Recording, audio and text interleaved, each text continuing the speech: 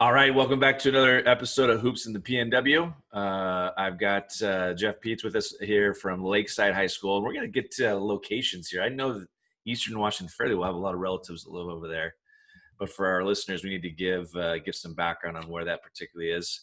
I've always been impressed with his programs. He makes it over to the west side for some summer stuff. We've actually played against each other, I think, a time or two.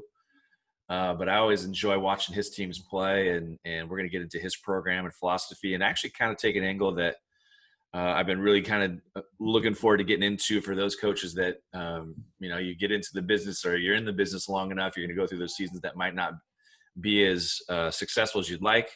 But success is a relative term, I think, ultimately when it shapes, who you are as a coach and ultimately what your program is going to be about. And we certainly think there are circumstances that you can live and learn from for sure. And so we're going to talk about that as well. But I've always been really impressed with kind of his demeanor with his kids, the success of his program, his commitment to the girls' game, which, I think if you've been paying attention to our episodes here these last several weeks, there's a lot of commitment to the girls' game right now. I don't think our game here, at least in the state of Washington, is in any better shape than it is right now. And certainly with Jeff here and his influences, there's no doubt about it. So welcome, Coach. Thanks, Coach. Good to talk to you. Good to see you. Yeah, as always, you guys are getting a little bit better weather. We have a little sprinkle today, but we should get through a 90-degree stretch next week. So I'm guessing probably close to the hundreds for you guys. Yeah. Yeah. They said it might hit triple digits this week, so we're getting prepared for summer, as you know. Yeah, finally, 2 weeks after it's always 4th of July for us, and then that weather changes over here, but it's taken a little while. So. Awesome. Well, glad to have you. Give us some background. Give us a location. Lakeside. We obviously have another one over here, and people get confused, I'm sure, all the time. But give us some background with that area. Give us some coaching background for you. Maybe your interest in the game, and were you a player? Those kind of things, just so it kind of helps our listeners out and give some story from behind you. Okay. Well, let's see. I'm currently the athletic director and girls basketball coach at Lakeside, 9 Mile Falls, which is 9 miles outside of Spokane. Easy. Okay. And pretty easy. It's a little northwest of Spokane. We're a 1A school. We do get confused often with Lakeside of Seattle. Yes. I just tend to say that we are the affordable one. For sure. I came to Lakeside in 2006, and prior to that, starting in 1992, I was a basketball coach, 3-sport coach at Seattle Prep. And so I started out as a freshman girls basketball coach, a freshman football coach, and a varsity softball coach, and just kind of moved my way up through the ranks at Seattle Prep, and ended up being one of the coaches on the state championship team in 2002, and became the athletic director at Seattle Prep before I moved back here to 9 Mile, which is where I grew up. So I was a Reardon High School grad, so nice. A lot of experience in the state B tournaments. Went there all 4 years when I played, and went to the University of Washington. And so go Dogs. Poor guy. I know there's a little bit there, but I still like you. But yeah, just, went over there, got my degree, got my teaching certificates at UW, or got my major at UW, and then certificate at Seattle Pacific afterwards, and was involved at Seattle Prep, got hired right out of college to teach there, became the AD, and then moved back home to Spokane after my mother had passed away. And so I moved back home to be near family, and the Lakeside job was one that I had kind of looked at, the great tradition, athletics and academics, and sure, kind of moved back here, and things have been good. Awesome. Now, Lakeside, 9 miles out. I think I had relatives, uncle out Chatteroy. Is it kind of near that area, out in that space? Actually, Riverside High School is in Chatteroy, and they're one of our league opponents. So they're about 30 minutes east of us. Okay, gotcha. So it's giving me some spatial being out there, and I love that area, man. Once you leave Spokane and you get out there, you're out there. You got some space. Now, in your league, I was looking at this last night. What's your furthest in-league road trip? For us, it's probably Colville. Okay. Oh yeah, for sure. Colville and Newport are about an hour to an hour and 15 minute drive by bus. Okay. So it's a little bit of a trek. When I was over at Seattle Prep, we'd go from Prep to Rainier Beach. We thought, or Eastside Catholic, we thought that was a tough trip. Right. And people over here, it's just another walk in the park, another day just to get in the bus and go. I mean, we have, before Colville dropped into our league, they used to be in the same division as Clarkston. Right. And so they would have a Clarkston to Colville, which is a 4-hour bus ride just for a week. Ridiculous. So things are a little different in Eastern Washington. Yeah, no, for sure. Matt was mentioning that about his, of course, Moses Lake being the center of that thing and where he's got to go get, and the fact that they don't have a shared league pool for film, I was getting all over him about. But, he's sly and savvy enough. He's got enough connections that, he's able to pick up film based on just a lot of different circumstances. Now, you got some dicey road trips in the winter? I mean, there's been some moments. Yeah, it's a lot of the roads that connect a lot of our schools are back roads. Yes. Right. I can say our closest school travel wise is 30 minutes away. Oh, wow. And that's in the summer driving. So once we know, as an AD, I'm trying to prepare bus schedules and things like that, and try to send them out early enough. But the transportation office is pretty good knowing that there's always a caveat that we could be leaving 30 minutes later or 30 minutes earlier than we normally expected. Yeah, no, for sure. Wow. So it's such a different thing. Of course, West Side, everything for league stuff is generally, 20 to 40 minutes. Right. I mean, every now and then we've got to go up Mount Vernon, who's now actually leaving our league. It would be maybe an hour away, hour 15, something like that. But, that's something that, if you're considering a job in Eastern Washington, maybe outside the Spokane area, that's a factor, for your livelihood as a coach and family and so on and so forth. And like you said, at this stage, you guys are so used to it now. It's what you do. It's kind of who you are and what you do, right? Well, if you're not a fan of riding a bus, Eastern Washington is the place to come to. Well, my old guys, that's kind of the big reason they say, quote unquote, they got out of coaching because they didn't want to ride buses any longer. So that was the one caveat. Hey, you got to let us drive to games and stuff. I'm like, okay, we'll make it happen. Yeah. So, yeah. So your interest in coaching, where does it originate from? I mean, is it something that just as a player you felt like that was kind of what was next, or do you have some factors in there? Well, I was a sport guy all my life, and went, like I said, to the University of Washington and was recruited to walk on for baseball. So nice. Went there, and that baseball didn't work out too well. So my sophomore year of college, my uncle was the head football coach at Seattle Prep, and he asked me if I was interested in maybe coaching the freshman football team, helping out. And sure. I said, sure, and did that. And it was a blast. I was 19 years old. Right. And then they had a freshman girls basketball job open, and I applied and got that. And then the softball, this was the interesting thing. They had a softball position open because the softball coach was taking maternity leave.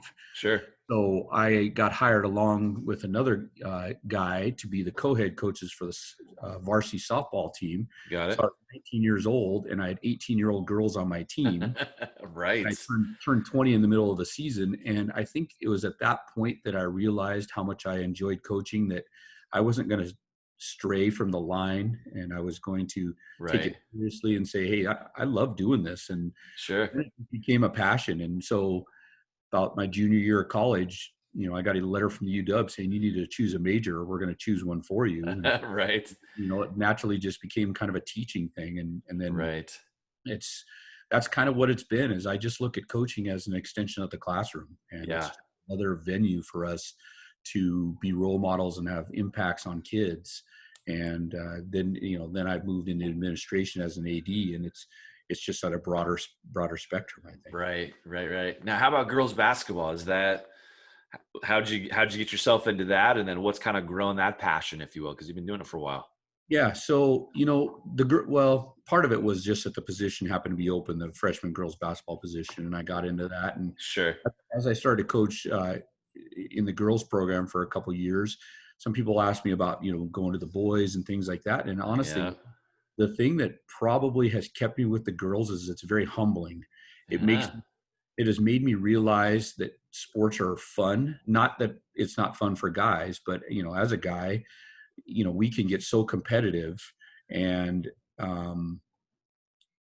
just watching, I mean, girls are competitive too, but just the way that they take wins and losses, the Yes. majority of them, make you Yes. realize that it's just a game, coach. Yep. And we'll have a devastating loss, and 20 minutes later on the bus, they're in the back of the homes. Yes.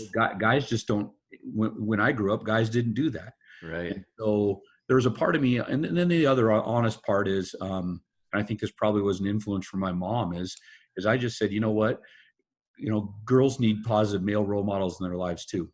And that was one thing that kind of drove me a little bit to say, you know what, it's okay for a guy to be a positive role model, Yes. and Yes. women need that. And the other thing, honestly, is it helps me learn more about how girls operate, Yes. and that Yeah.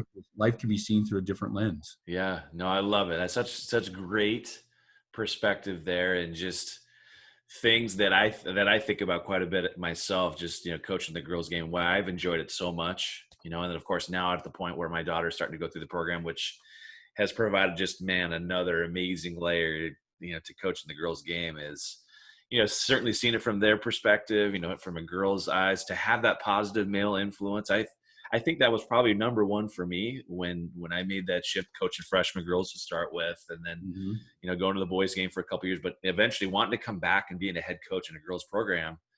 So much of it was about, man, I want to be a positive influence. I don't know what that looks like at home, and I'm not certainly trying to replace dads in the equation by any stretch of the imagination, but can I be that positive influence that they're looking forward to, on the daily basis? What can I provide as a male head coach? But the whole, we talk about this as a staff all the time, and it's so true. As coaches, we're going to hang on to those tough losses, the just getting smacked in the face, not only the whole bus ride home, but probably overnight and into the next day. The girls, on the other hand, you're right. I mean, 10 minutes later, they're TikToking or singing songs in the back of the bus. And, Yep. it's like, yeah, and the old guys remind me of this all the time. They say, hey, they're going to be just fine. You give them tomorrow when they roll into practice, they're going to be and you as a coach have to kind of flip that yourself. You can't drag yourself in and hang on last night and kind of, Yeah. they're ready to go. They've moved on. Are you ready to go?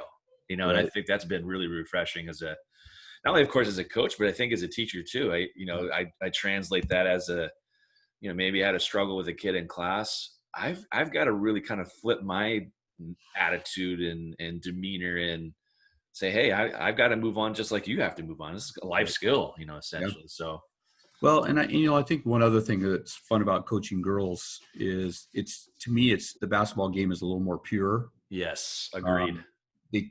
Their girls have advanced so much in the development of their skills, have Yes. advanced so much, but there's some athleticism Yep. in males that just just pure jumping.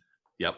And in guys, they can sometimes get by making mistakes, and they can make up for it with their athleticism.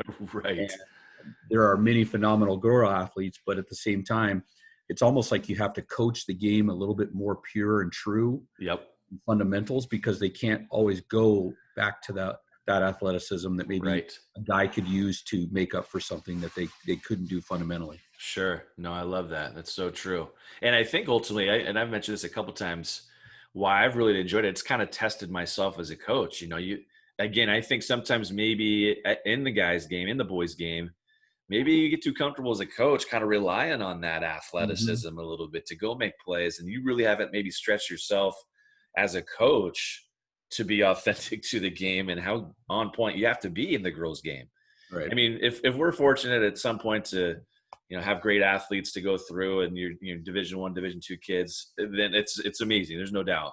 Correct. But there's still that element of what about those other two or three on the floor, the other 7 to 10 young ladies in your program that you got to develop. There really is that development component to it. There's no doubt Yep. about it. Love Yep. it. Philosophy wise, if I was to think, okay, so Lakeside, 1A school, small school, give us some background behind Lakeside and athletics. What's kind of the expectation with sports, multi-sports? Is that kind of a must have for you guys to be successful across the board? Give us some background behind just kind of the community and athletics and so on and so forth. Yeah, so I mean, obviously, multi-sport athletes help. Yep. We're a 1A school. We're probably the upper third in population for 1A schools. So Lakeside has been in almost 30 years. It's not even 30 years old. Okay. And I'm only the third girls basketball coach. Okay. We had a phenomenal coach who probably will be a Hall of Famer. She just hasn't been up for, nobody's nominated her yet, surprise, but she's a Hall of Famer at Eastern Washington University as a basketball player, Lisa Comstock Schultz. Okay. Yes. Yes. And Yes. she won state titles with Lakeside. And then she just kind of she was tired. She was ready to be done. And and so then the next lady that came in, coach, actually played for her and coached the program for 3 years. And then I've been there since. So basketball wise, there's been a lot of consistency. Athletic wise, I believe last year, so we won in boys state cross country. Yep. And I believe under 30 years, I believe that was our 29th state title. Awesome. Wow. Yeah. So but it also ranks right up there in the top of the academic too. So sure. The communities, it's a smaller community. It's a bedroom community outside Spokane. So, yep. You can, and I know some people on the west side may not want to hear this, but you can go, well, when I moved over here in 2006, you could find a house that was 3 years old on an acre for $220,000. Oh. So, like right now, obviously the housing market has changed, but people were buying up property like that. So, yeah. But basketball wise, and if you were to look at Lakeside and say, hey, what's your philosophy? I think mine in particular is, and I think a lot of coaches echo this, is family. Yeah. And we have the acronyms like everybody else does. We have our little things that we do that are unique to just our program, even within Lakeside High School. Sure. But I think really what I try to get from the girls is that you're going to get an experience that you're going to remember for the rest of your life. Now, it may not all be roses every single time, but some of those times when you walk away from it, you're going to say, that was one of the toughest things I've been through in my life, but it was one of the most rewarding and coolest things that I can't talk to my kids about. Sure. And at the high school itself, all our sports, as an athletic director, I truly believe I get to have the best job in the school from a coaching standpoint, because I get to watch and see what all the other coaches do that work and what doesn't work. Right. Sure. Yeah. And I get to mentor, and I get to be mentored. And my biggest advice I tell coaches all the time when it comes to philosophy is have your core philosophy, but don't be afraid to make adjustments, because as we get older and we start to evolve as coaches, I think honestly, one of the place that I evolved the most was in 2002 at Seattle Prep after we won state title. It's just kind of was one of those things where the next year people said, "Are you stressed out?" And we finished second the next year, and I was like, "No, I don't let the actions or worries of a 15, 16-year-old stress me out." Yeah, sure. I like that. And so what I do instead is I try to find ways to help those girls navigate through, their issues that they're going through. They had a bad day. Well, how can you go get away from basketball or get away from basketball, and tell them, as cliche as it is, that's your getaway. Yeah. And if it's not your getaway, what is your getaway? And I think those are the things that as coaches, and the philosophy, like I said, is, wins and losses are great. Dan Taylor a couple months ago asked me what my record was, and I think along with a lot of coaches, I didn't know. I didn't know. I didn't either. He reminded me of what it was, and I said, "Oh well, just tack on 7 wins and 34 losses in the last 2 years." Which, we had a great 12-year run, until recently. But it doesn't stop me from, I don't change my philosophy a ton. Sure. No, I love that. And I love I'm not going to allow 15 and 16-year-old girls to stress me out. That is fantastic. I got it. That's going to be I'm going to write that on a note card and stick that in my car on the daily, just so as I'm driving to practice, I got to keep that in mind. But it's good. It's so true though. And I think sometimes too, granted, we could talk about our state experiences, which are going to be the most maybe anxiety ridden or stress ridden for sure for everybody. There's no doubt, because you want to be successful, you want to succeed, you want to do as well as you possibly can. But ultimately, I think if you just reminded yourself of that little piece right there, hey, they're going to put enough stress and angst on themselves. I can't be a mess and compound it. Let's keep that in mind, if you will. And maybe that certainly helps circumstances or situations that they're in out, because coach is fine. He's internally we're dying a slow death, but externally you're sharing it really well. No, I like that a ton. Now, do you have an acronym that is a must-have that you want to share with us, that you kind of identifies what your program is all about? We use TEAM, TEAM. Okay. The T for us is toughness. Okay. The E is enthusiasm. The A is your attitude, and M is motivation. And people can make whatever they want from that, but sure. Before every game, we are very routine oriented. And before every game, we'll come in and I'll read a quote out of an inspirational quote, and then refer to that, and then we talk about one of the 4 letters. Sure. Like, okay, well, what really motivates you? Is it the fact that it's senior night or whatever it may be? And then the other thing that's it's I guess you could say it's an acronym thing, but it's not specific to our program per se. Each year the seniors or the captains come up with something, and we make it into an acronym. Got it. And they don't share it with anybody. It's sure. on our shirts. It's on our sweatshirts. They don't share it with anybody until the end of the season. Oh, and we got kids walking around the school trying to guess it and all that. And, sure. And now I just tell the girls, I said, your standard reply is, yeah, that was it. And then they just stop bugging you. But like we've had stuff like where they say, pay it forward, play for trophy day. And then we make it into a math equation. Okay. Or something like, one group, my very first group here had NO DFR, and it was no doubts, no fears, no regrets. Okay.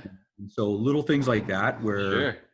Those are the kind of things that I think, especially when you want to develop a program that's got a bond, right, is find things that bond them together. Right. And, whether it's a retreat, which we do every year, and we've got some pretty cool things that we do in our retreat, but it's things that only those girls get to experience in the basketball program. Love it. Now, retreat-wise, is this something you do right at the beginning of the season, or is that something during the summer, or both, or what? We usually do it the first Saturday of the season. So after we made our teams, we go. We've had, two out of the times I've been here, our soccer team has gone to the Final Four, so that postpones it, and then it's a mess trying to find when you can do it. Right. Yeah. We go to a practice in the morning, and we drive up to a retreat house. It's up in the mountain out by us, and no cell service. Love it. And it sleeps 37, and it has industrial kitchen, all this stuff. And we do routine, and it's clockwork. We do the goal setting, we play these certain games, and then the kids do skits, and things like that. And then when we make dinner and everything, they draw out names of what jobs they have, like who's the dishwasher, who's the dryer, who's the kitchen supervisor, little things like that, and this is the crazy thing. The first year that I did it here at Lakeside, we had dino nuggets and mac salad for dinner. Well, the next year we did the same. And then pretty soon, by the 4th or 5th year, the girls are like, I got something different. And they're like, what are you doing? I said, we always have dino nuggets here. Sorry, my bad. And sure. But and then we do a lot of team bonding at that type of thing, where for sure. And every program has ways to do that. And I think that's what makes coaching fun and unique is we talk to each other. We find out, like Dan Taylor and I have exchanged a lot of stuff. Oh, that's cool. I'd love to do that. And I think those are the things that make coaching fun and keep us on our toes, And I love the retreat idea. For whatever reason, we just haven't had the chance to, for a variety of different things. And it's more me. If I wanted to make it happen, that's got to come down on me. But the value of it, we did it up in Burlington with the boys program, where same kind of idea, went to a retreat house, no cell reception, which I think is a key thing. Honestly, if you can find a space that doesn't have that, where they're checking in every 60 seconds, and not that you can't control that, but it's going to discourage it naturally. How much more can you get done in that weekend, that really set the tone for your season? I think is just such a critical thing, and probably ultimately a big reason why I know you're a big summer guy. We've talked about it quite a bit in terms of just the value of summer hoops, where there are some coaches that just don't really invest the time in it. For me, man, that month of June for us is everything. I mean, we get so much of the ugly basketball out of the way in that month. Yep. That when November rolls around, okay, we've kind of figured out through some things. And certainly, it's going to take a little, but we've gotten so much out of the way. And that's kind of that purpose of the retreat idea too, where maybe you got your multi-sport kids that couldn't join you in June, let's say, hypothetically, you could get a lot of those, elements or components. Right. And the retreat, one of the things that we spend a lot of the time in after dinner is the girls fill out kind of a worksheet, a goal sheet, and an expectations and what the coaches can do to make their experience a positive one. Sure. And so this house that we go to, retreat house, is 4 levels high. Oh, wow. In the basement, where the kitchen and everything is, the coaches and staff, we bring down girls one at a time, and it's 3 coaches and 1 girl, and we sit by a fireplace and we talk. This is where we have our individual meetings and talk about their role, what their expectations are, any questions. And we, start that thing at like 7:30 at night, and we're not done until 11, going through 12. And we're spending 10 to 15 to 20 minutes per girl. And it's just developing that kind of that trust and that ability where, the first year I've had girls come in as freshmen, and they're like, oh no, everything's great. I love the team. This is fun. Right. By the time they're a senior, they're opening up their whole can about their life and saying how, this is basketball may not be their favorite thing, but they're willing to be a part of a team and do whatever it takes. And it's just that development, that growth that those retreats help a ton. Yeah, no, for sure. And the one-on-one element there too, where granted you have your staff with you, but it's just them, you give them that time and attention. Whereas so much of what we do on the daily at practices and games is kind of that team piece to it. You do need those reach outs, where you're checking in with players one-on-one and having that avenue. Now, one of the things that you had mentioned with the acronym team is the word enthusiasm. Can you give us some examples of what that might look like, or maybe something that your kids kind of own with regards, or things that maybe you're looking for with regards to enthusiasm? Yeah. We talked about the enthusiasm part is about just it's support. It's being ready to play. It's that you get this opportunity at a minimum times of 20 times a year. Yep. How are you going to be on the bench? How are you going to be in the game? And I got the opportunity a couple of years ago to coach with Dan and Andy Appleton and Brian Peterson in the Washington, Oregon All-Star team. Yep. And one of the things that Dan brought up that he talked about was touches. How many times do you just the simple touch of the hand to the hand or hand to the shoulder? It's like, hey, coming off the court, are you high-fiving, or are you just, what are you doing? And how many touches does your team have per practice, per game? Right. And so we started charting that, and it's like, hey, we do our shell drill, and as soon as they come off the floor, boom, it's high five, touch. Yep. Anything like that it's that's that enthusiasm, and that's what burns. It's like, how are you going to be on the bench when in the middle of the game, when we're down 5, or we're down 20? Are you still going to be enthusiastic? Or are you going to pout? Or or a starter, you come out and we're in a running clock because we're up 40. Are you going to be supporting your teammates that have been there all game for you? And what's that enthusiasm? So right. No, I love it. One of those things you talked about, the touches, is actually something I picked up on Twitter. I don't know if it was last summer or maybe even last season, before our season last year, where I think it was the University of Florida, where they have a manager who essentially charts high fives. Their biggest thing was high fives. And that's their sole job at practice. How many high fives are we given? And it was well over 3,000, and then how, over the course of, 21 days, it becomes a habit where they didn't tell the players this, they stopped charting it per se, but it didn't lessen the high fives. The activity just became innate in what they were doing and translate itself into games. And when they saw each other, in the hall or whatever it may be, we started doing that last year. It was one of those things where I kind of use that as a story, because we had such a young group and they're all kind of trying to create their own identities to some degree, and, players and roles. And ultimately, how can we bring that full circle back to team? It's not about just you individually, because if that's the case, we're not going to achieve what I think we're capable. You're going to have to do it together. So how can we be supportive of one another? Yep. And so we kind of talked about, hey, our focus is touches. How many high fives are we going to give at every moment? There's a water break, there's a transition into drill, anything that you can do just to become a habit thing. And what we saw it manifest itself out into this season. And we've traditionally had pretty good groups that have been really solid with this. But with the youth in our program, we really needed that element to kind of flip the script, if you will.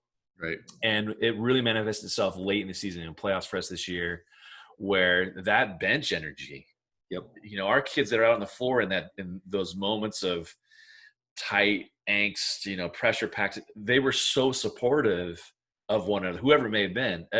I guarantee it was connected to that touch idea, which you're mentioning here, and that enthusiasm about the game and for each other ultimately. So love that. So what a great reference. I think that's such a good thing for, if you have a team that maybe has, a lot of different types of personalities, here's something that you can use to, help bring them together, if you will. So yep. Love it. All right. So let's move forward here a little bit. Let's get into Lakeside hoops. Now I wanted to talk about your season 2017-18 state tournament team. Is it 17-18? 17-18, we finished fourth. Okay. So I was rolling through your schedule there a little bit. And of course, in 1A, you see maybe a little bit more disparity between teams in your league and talent level, and that's going to be pretty normal.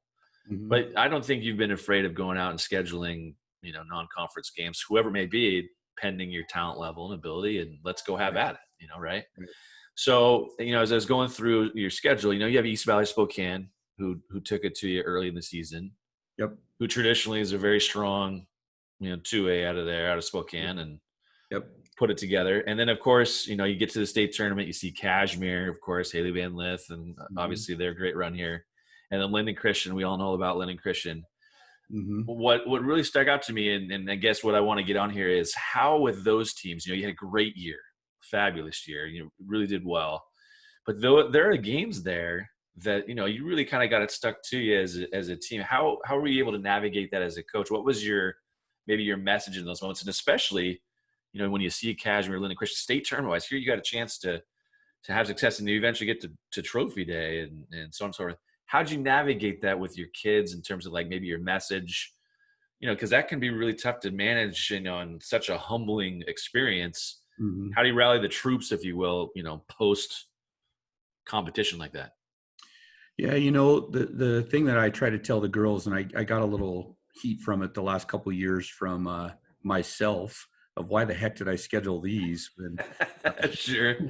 We were going to be a little bit down, but, especially that year. So just kind of follow that up in 2015, we finished second. Okay. We lost in the state title game to Dan and Taylor at Kings. We had lost our second game of the year to East Valley and then won everything up to the state championship. Oh, geez. Yeah. And Nice. I believe our average margin of victory that year was like 28.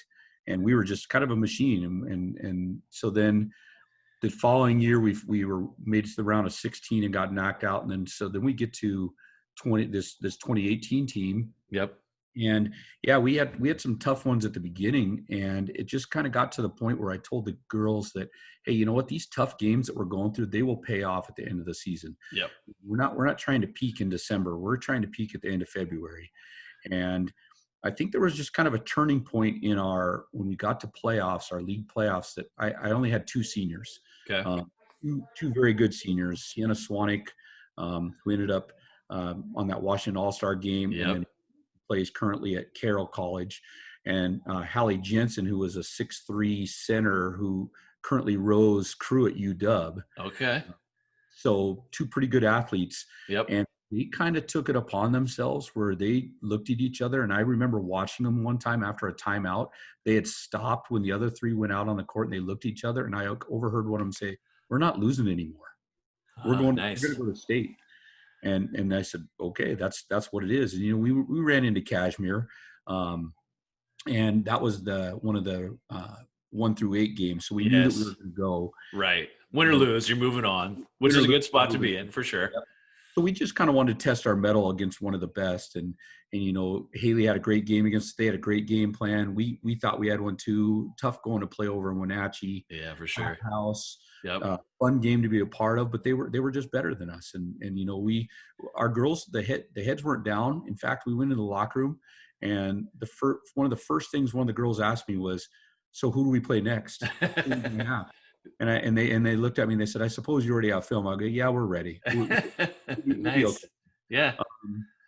So we went in and played our first loser out game at state. We played a very talented Seattle Christian. Yep. And on some of the scouting reports and things I'd seen, they actually had, I think, 3 games on their season where they attempted over 43 pointers in the game. Yeah. And so we drilled, and our girls became students of the game. And nice. We held them to, I believe it was 4 for 17 from the 3-point line.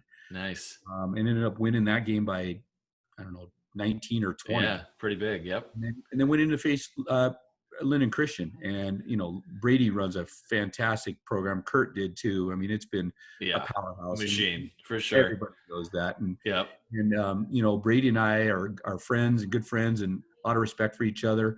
That 2015 year where we finished second, we actually ran into Linden Christian in the quarterfinals. They're defending state champs. Yeah. And Brady and I still joke about this a little bit. It was 24-20 going into the fourth quarter. Oh, geez. Setting the game back about 50 years. Just a defensive game. I think it was 24-20, and we had a phenomenal fourth quarter and ended up winning it 43-29. Yeah, nice.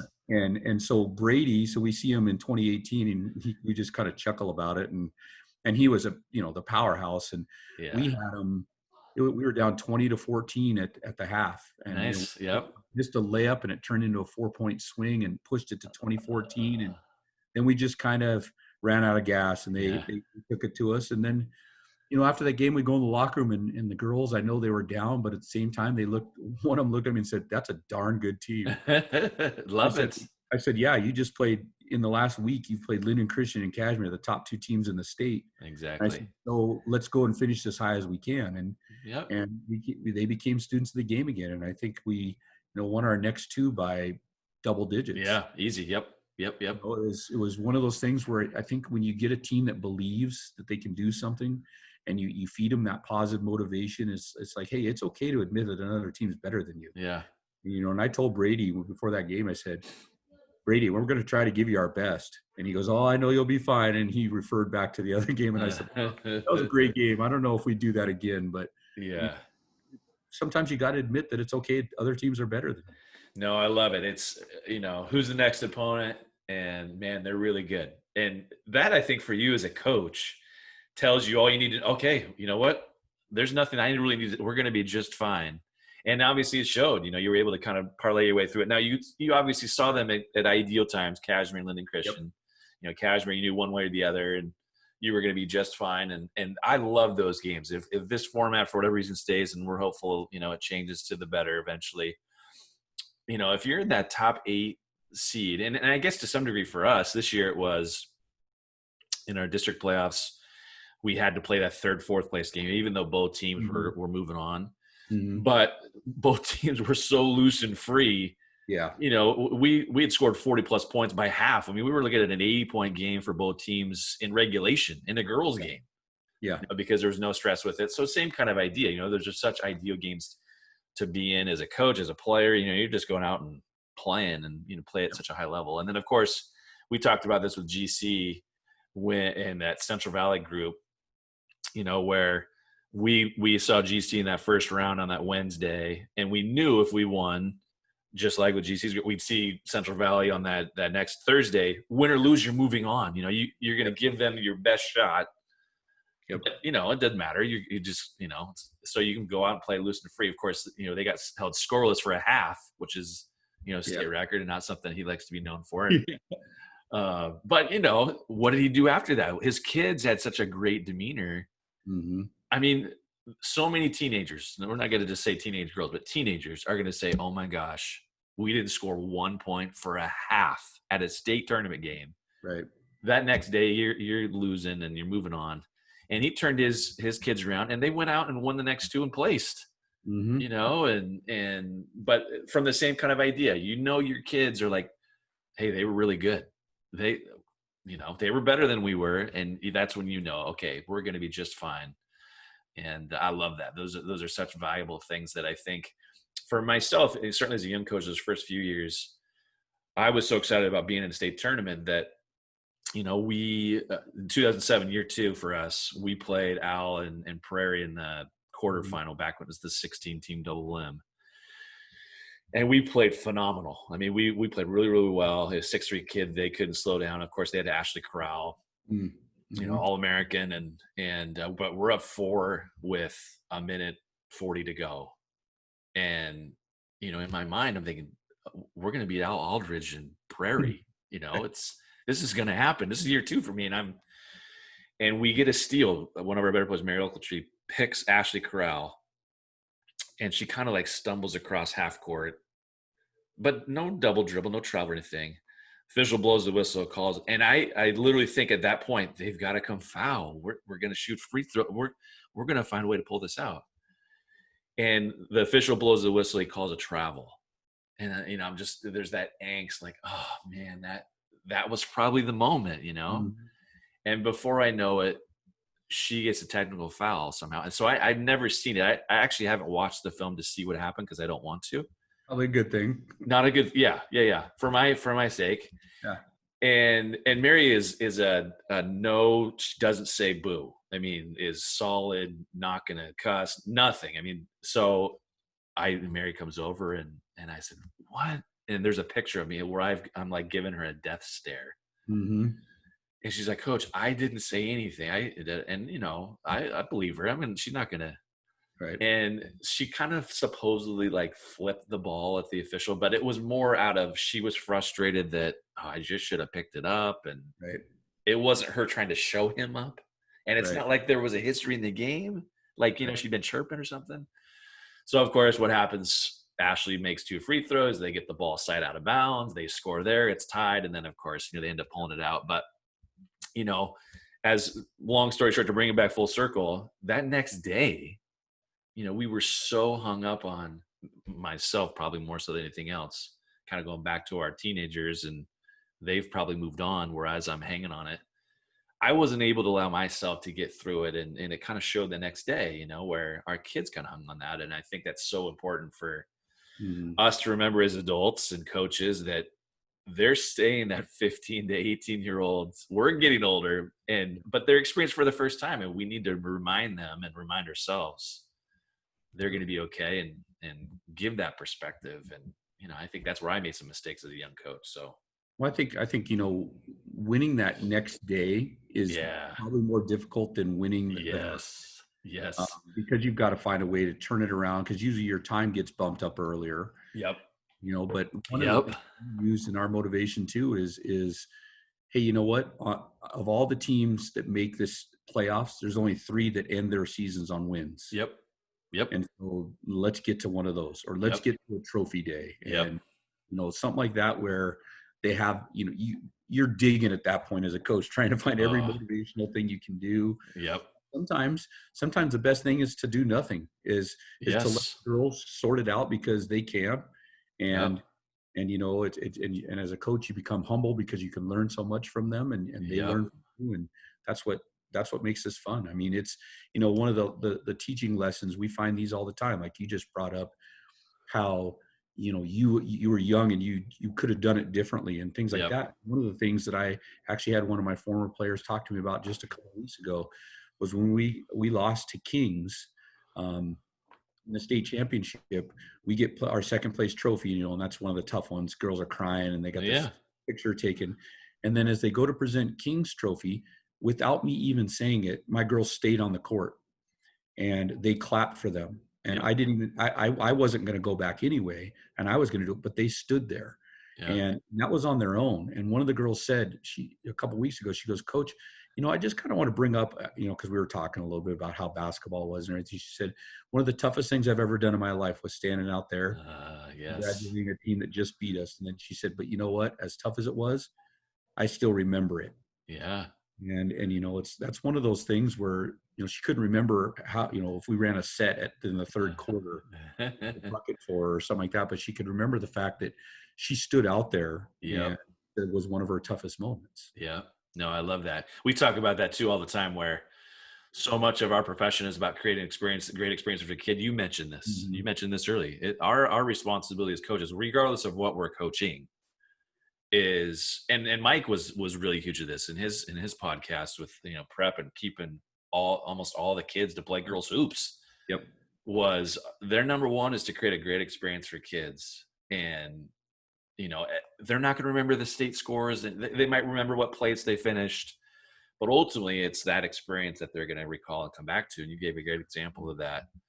I think of we've talked about kind of the whole trophy day idea. We've referenced Ken a ton on here, and one of the things he told me, it was probably year 3, where he'd kind of seen maybe some of the struggles we had gone through in terms of bouncing back from a loss at a state tournament game, where I put too much of that on me, and I haggled on it way too much. And one of the things he told me, he said, you've got to find a way, and you got to share this. Your kids got to believe this too, that you've got to move on quickly. Yep. You mentioned the short turnaround with state.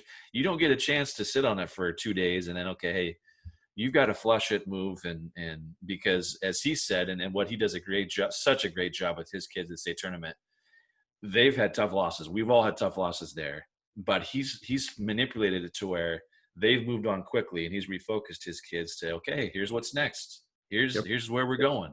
We can't hem on. And, he had said that and shared that with me, that you got to find a way to move forward. And I think as we got into, 2008 and the several state tournaments experiences that we've gotten to do, I hope I've done a much better job of that. Whereas, those first couple of years, who knows, I might be the sole reason why we weren't able to move on, because I put too much on it. But it's such a great notion, and again, life skills that you're trying to ultimately teach your kids too along the way. Yep. All right, so we've gotten through, and you've talked about this great run that you put together. It's 12 years, but these last 2 seasons, I thought it was really important to get this on here, because we're at some point going to go through this as coaches. If you're fortunate to have a gazillion winning seasons, then more power to you. But I think we all need to be prepared for, we're in public high schools, and we get what we get, and we've got to take what's in front of us and do the best that we possibly can. And these last couple of seasons, certainly are not a reflection of you as a coach. If we equate wins and losses to your ability as a coach in any profession, then you're certainly not looking at what a coach really does, and being judged by that certainly is not a very responsible way to go about, the craft. But I want to get kind of we've kind of talked about this off the air, where we feel like we've done our best coaching jobs with the seasons that we've struggled the most, And you this past season went 1-19. Yep. Season before 5-16. Does that sound right? I think 6-15. Come on, 6-15. Sorry, I didn't want to short you. So talk about the level. What give us some things that you've learned here these past couple years. Maybe some reflections that maybe allowed you to rethink, I wasn't maybe prepared for this, or just something that kind of will help those coaches that, or maybe if you're just getting started in that first year, you're 0-20, 2-18. Right. How are you going about moving forward? I mean, what is that? Give us some reflection on that, if you will. Well, so we just came off the great run where we finished 4th. Right. We only had 2 seniors, but one thing we did not have was the go-to player, the go-to dominant player that we'd had for. There's always been 1 to 2 that I had on each team, but we had some really solid players. But nobody that was used to taking over a game or wanting the last shot. Got it. So that year after, they battled. We just didn't have somebody that was like, okay, at the end of a game, who am I going to draw this up for? Right. And so we just kind of ran out of gas on some things, and that group didn't particularly put in a ton in the off season either. And part of that was, they did the camp with us, they did our summer league games, but we tell the girls all the time, what you're doing when the coach isn't watching is what's going to make you better. Sure. that's a common quote that a lot of coaches use. And so, we kind of went through a rough season, lost in our district playoffs, which was the first time since I'd been there that we hadn't been in the top three. Right. Okay. So it was a little different for me, suddenly watching games. Right. But it was a good time for me to reflect, because I knew that. So in 2018, when we finished fourth, we only played a rotation of 6 kids at the state tournament, 2 seniors and 4 juniors. Okay. So the next year, they were all seniors. So I knew that this year was going to be even tougher. Right. Because we didn't have a whole lot of experience. And, we drilled into them a little bit that you got to put some time in the summer. And I'll just be honest with you, it didn't happen. And I'm not the type of coach that forces the kids to do it. Right. I don't go out and beg players to play. If they don't want to play, I don't want to owe them anything, and I don't want them to owe something to me. I want them to do it because they're playing for the right reasons. Yep. So I do the same attitude in the summer. I know there's some coaches that say kids have to do this, and in a small school, and especially as an athletic director, yes, I don't want to be pushing kids to be basketball only, because that goes against my philosophy as an athletic director. Yep. So I'm actually encouraging kids to play other sports, which is right in my mind in general. Sure. Just for their bodies. But the girls, we struggled during the summer, and we knew that was going to happen. And the girls we didn't have a whole lot of skill. Now, were they great kids? Yeah. Did they work hard? Yes. But they just, because they didn't put in any time, yep. We just didn't have skill. And so this year, we lost a couple close ones that we should have won. We had one game where we're up 3 with 32 seconds left, ball on the sideline, and I call a timeout. And I drop a set to get the ball into my best free throw shooter, or my point guard. So the ball goes into our best free throw shooter. So there's 31 seconds on the shot clock, or 31 seconds on the game clock. Yep. He takes 3 dribbles and pulls up from 25 to shoot a 3. Oh, no. And it was 1 on 3. Okay. Misses. They come down, score. We turn it over. They get a free throw, tied it. We lost in overtime. Well, anyway, after the game, and this was just basketball IQ. I go to the girl and I said, "Hey, let's talk about this a little bit. Do you know why I drew that play up for you?" And she goes, "Well, yeah, to get me a good shot." and I looked at her and I was like, "Well," and this is where I think my reflection really came in, because I didn't get upset. I looked at her, I said, "Well, number one, that wasn't a good shot. And number 2, it was to get you a free throw." And she looks at me, she goes, "Oh." Oh, geez. And it was one of those things where it kind of turned on me. Yeah. Where I started to reflect a little bit, saying, you know what? The IQ level of my basketball team isn't where I'm used to.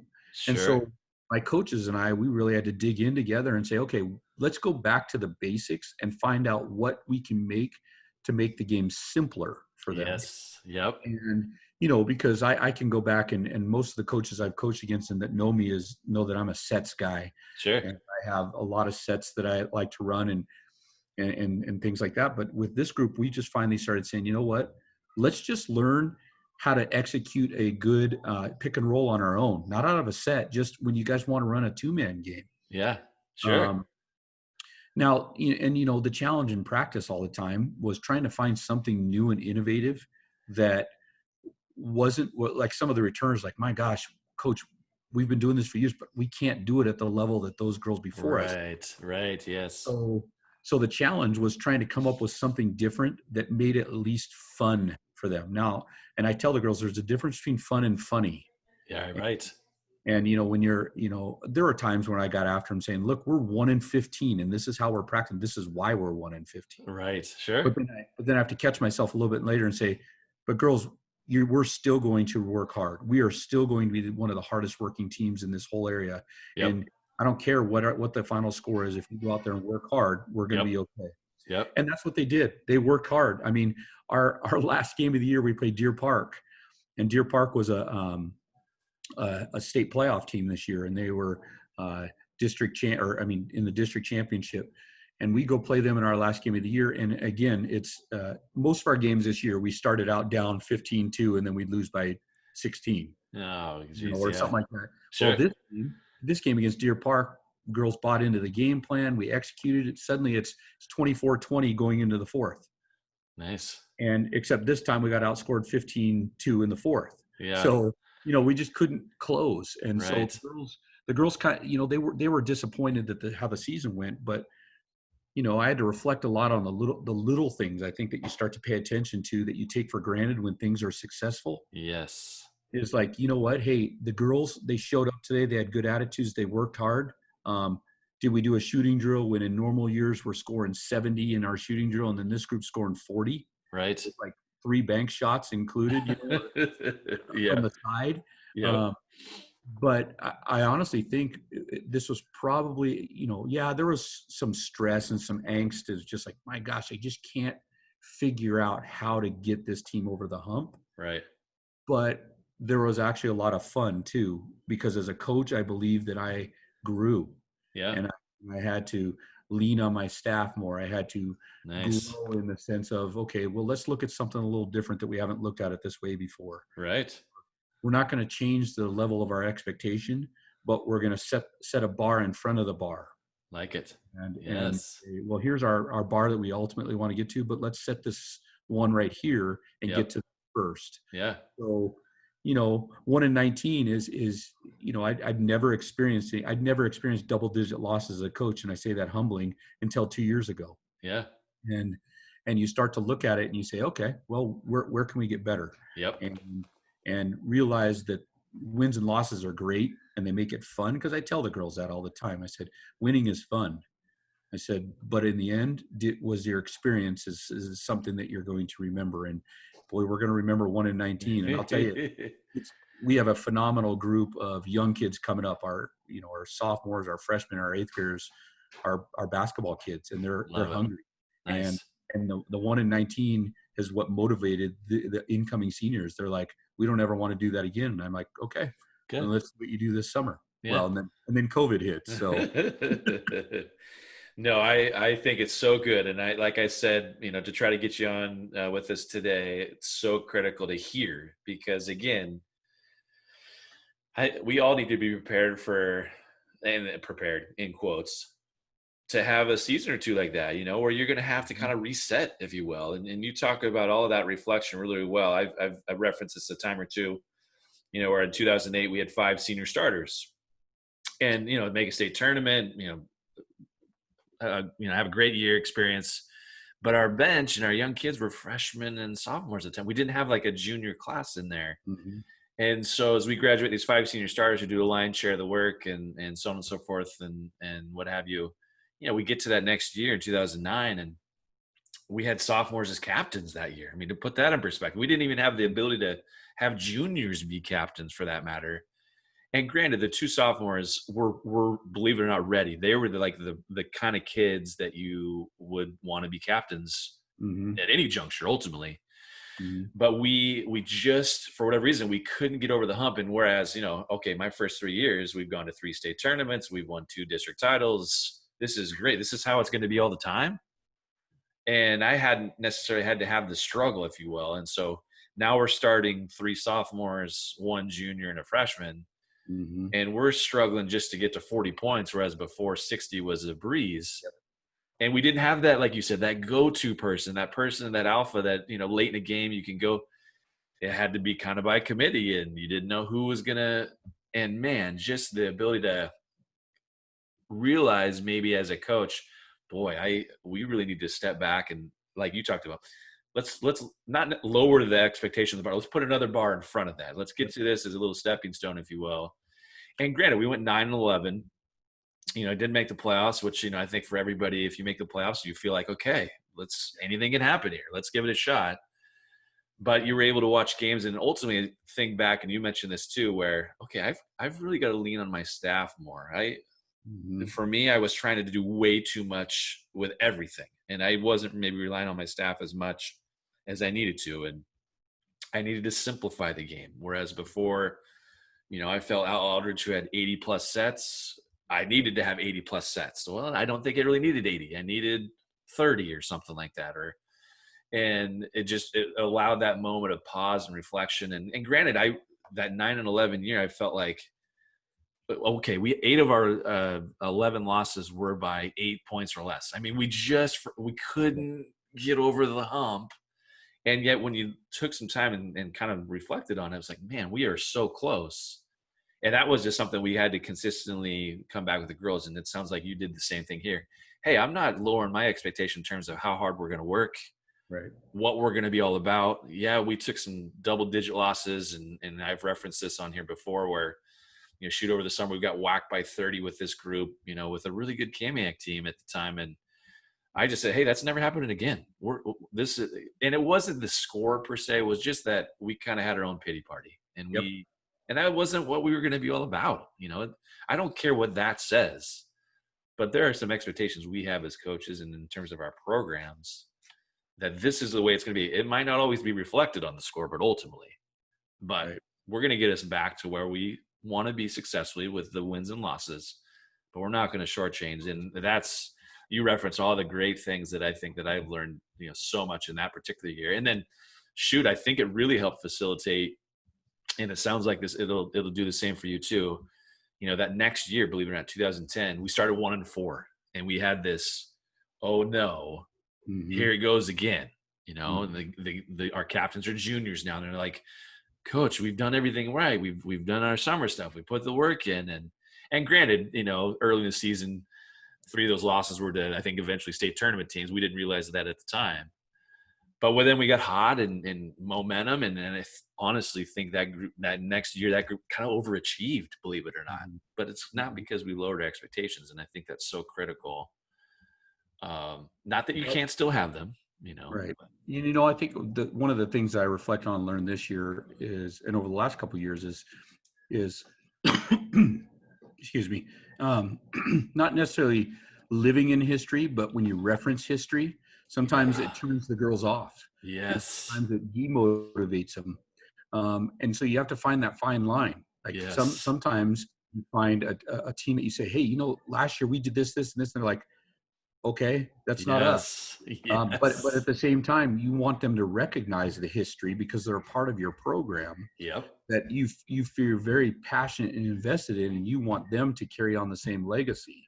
And so we had to talk a lot in the last couple of years that just because when you walk in a gym and your jersey says Lakeside, that you're going to win a game is that Yep. you have a target. People want to beat you, Yep. and that's a good thing. And Yep. I tell them there's a lot of teams that would love to be in your position. Yep. And you know what? So what are you going to do? Are you going to stand up and are you going to fight back and fight hard? Or are you going to expect that just because you have your name on your jersey, that Yep. things are going to come easy? Yep. And then when you start to say, well, hey, and then this year, and then pretty soon, like I said, for some girls it works, and for other girls it's like, Coach, that's not us. Right. And I think that's one thing that I learned is, and it's not that it was a negative thing. It's just that you had to walk the fine line of how much you reference the legacy of your program Right. versus what you currently have. Yeah. And I think that's where I grew this year is I learned so that I'm kind of approaching this next year saying, hey, we got to get back to what we were. Yep. And here's how we do it. Yep. We're not going to run in the team that finished second in 2015. We had 28 man set plays and 19 zone set plays, and half the team was in calculus, and so they named one. Right. They Yeah. named it derivative just on Sure. their own. Sure. And yet, 2 years later, we can't remember how to run a play called thumb, which basically means up. Yeah. And so it's that fine line that I think as a coach, when you're struggling, you have to try to find different ways to motivate. But when you're winning, you also have to find ways to humble yourself. Yeah. And so what I do is I journal a lot. I document a lot of things, just how the day went. Love it. Or hey, this is what we did in practice. I have every practice plan since mid 1990s. Love it. Nice. By to say what we did, and sometimes we'll refer back to that and go, my gosh, you know what? In that year, I remember we were getting ready for class. What did we do then? And I'd look back and say, oh my gosh, I cut practices by another 15 minutes than I already have, and we did a lot of just getting up and down, playing NBA No Babies Allowed games, and something where like they're just getting after it. Yeah. And so you go back and say, what can you learn from the past, but not live in the glory days of the past? Sure. So do you have these like practice plans tangible since 19 whatever? Or Yes, are they? Oh, you they're do? on computer. I mean, I have they're all. I've taken them all. I have a bunch of written ones, but I transferred a lot over. Good for you. Okay, Yeah. because I feel like a little bit of a nerd because I have a black notebook, Mm-hmm. sheet protectors. Yep. I don't know if you go that nerdy.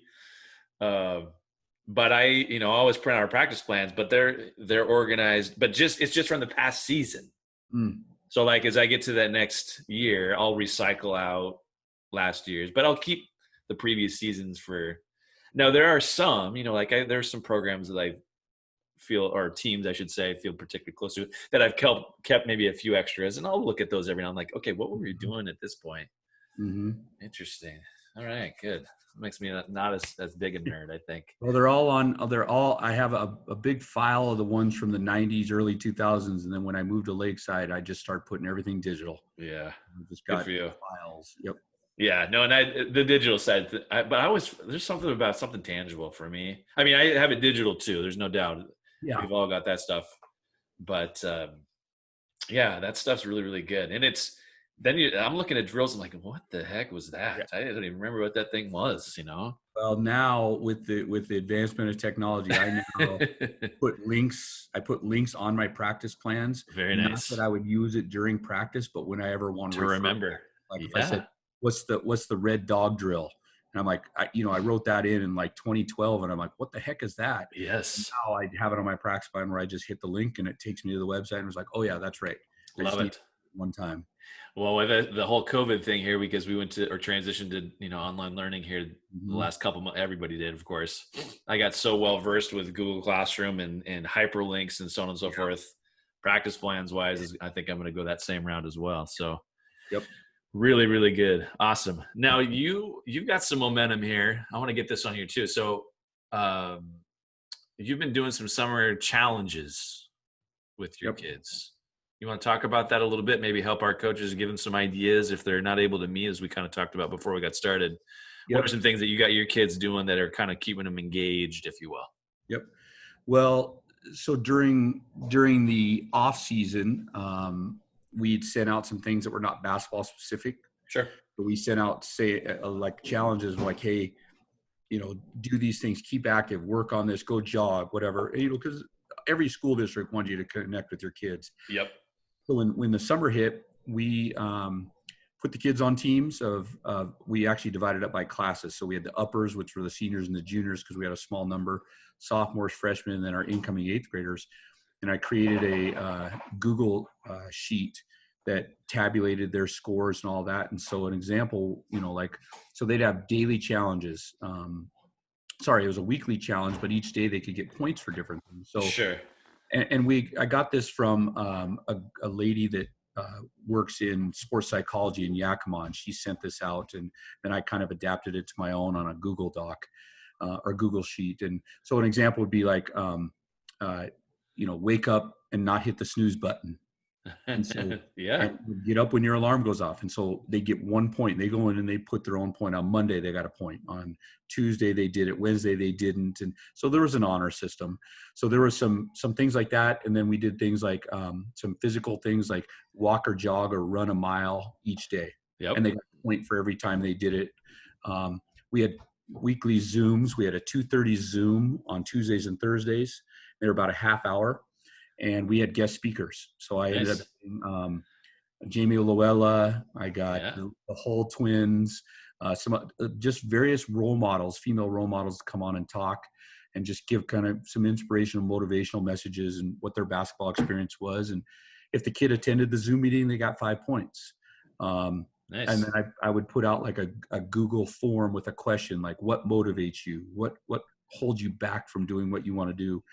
And they had to submit that. And that allowed me to get a lot of in-depth about a kid, because they could share it privately through an email, Google form. And then I would go in and add 2 points to their score. And so we had, then we had basketball skills. So it was like, shoot for ball handle for at least 10 minutes a day. And you got a point for every time you did that, and do a basketball workout for 20 to 30 minutes or whatever it may be. And I provided links. And at the end of the week, they had their total, and then we did the average, and whoever won, whatever group won that average for the week, we ended up giving them a prize, like a $5 gift card to Subway Oh, cool. or something like that. And so then week 2, when we started all over, and I changed some of the things, like make a dinner for your family and you get a point for doing that, Yeah. or something like that. So Love it. little challenges that weren't just basketball, but enough to say, hey, you know what, if you put in 30 minutes a day in basketball, you're going to get better. Exactly. And Exactly. so we ran that for 4 weeks. Our last week was a little bit rough. It was right before the 4th of July, and I think kids were just tired of online and not being in School. person, Yeah, sure. just in general. And so but the first 3 weeks, I mean, they were competitive. They were looking Love at it. each other's scores, and there was a leadership portion to it too. The kids were calling each other, saying, "Hey, you got to turn in your scores," or "Did you work out today?"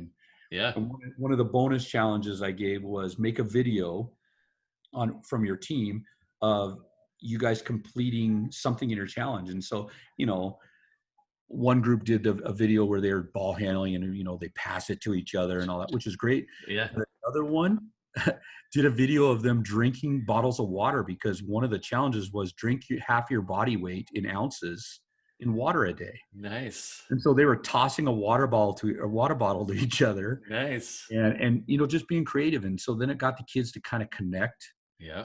and do something different. So Love it.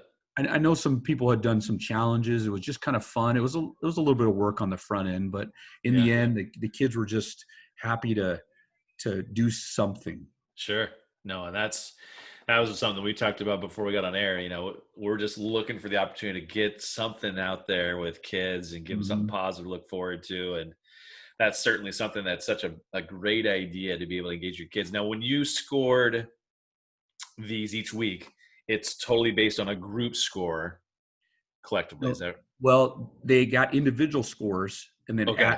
let's say there were 6 freshmen that played, Yep. and they didn't have to participate, but they say, "Yeah, I want to do it this week, coach." And they had a running total, and then we took those 6 scores, added them together, and took their average. Gotcha. Perfect. I love that. Really, Yep. really good. Yep. Well, and especially when we're struggling to try to find those opportunities to get together, these are great strategies that keep that distance component respectively that we're all supposed to abide by. And at the same time, maintain the connection that we're trying Right. to do with kids and so on and Right. so forth. I love it. Love it. We talked about this a little bit, and obviously when you're dealing with, smaller school, maybe your staff isn't as large. Talk about, utilizing your staff and, maybe some of the, challenges that you've had. And at the same time, how do you utilize your staff? What are some things that you do to help kind of spread the wealth, if you will? Well, I think as a young coach, when you come in, especially whether you're a young coach as an assistant, or you're starting to think about what would I do when I'm a head coach, and then finally when you are a head coach, Right.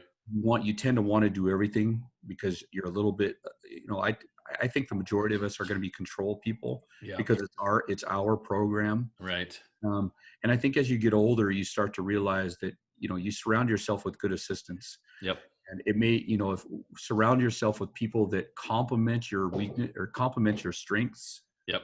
and complement your weaknesses at the same time. Yep. So I have a couple assistants that are fantastic. One that's been around since Lakeside High School, even when it was built, and Nice. he's the assistant in the program. And he's an older guy now, obviously, but a lot of the girls refer to him as their grandpa. He's like a grandpa. Sure. But I'm the bad cop, he's the good cop. Yep.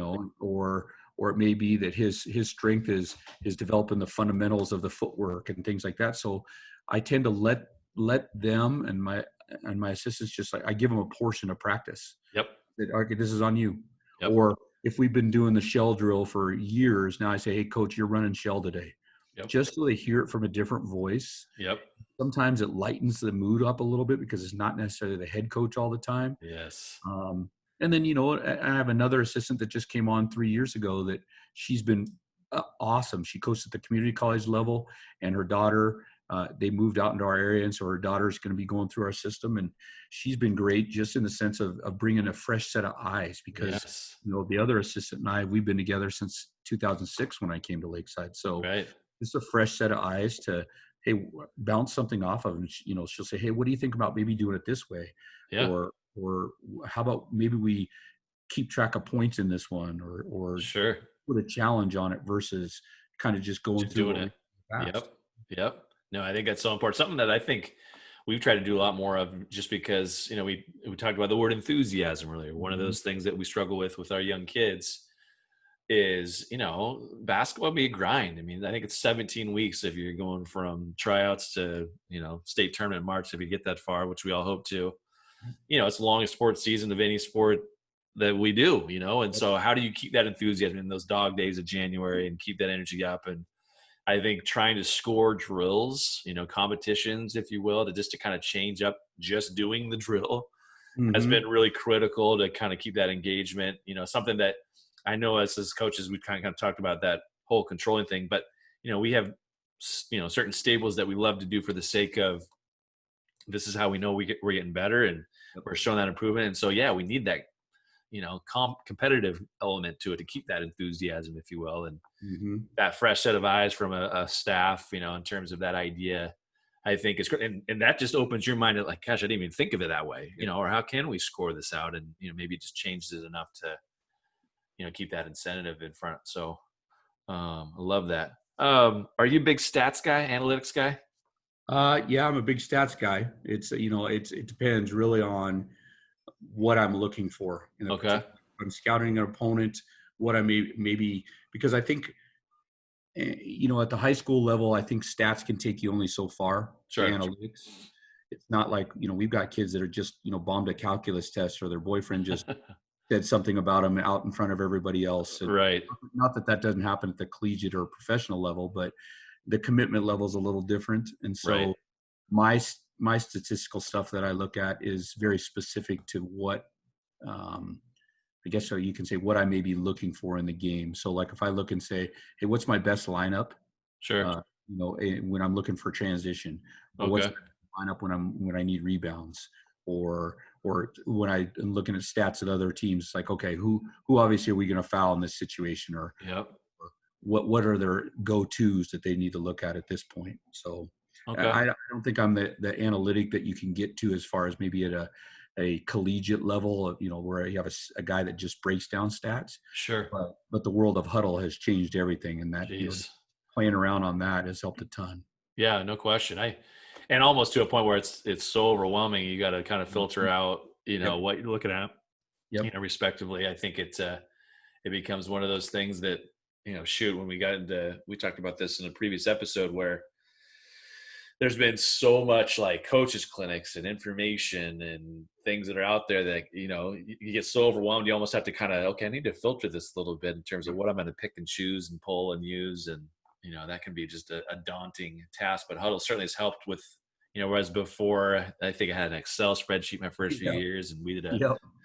points responsible, and Yep. okay, what did this look like? And now it's, Done for you. oh, it's amazing. It's incredible.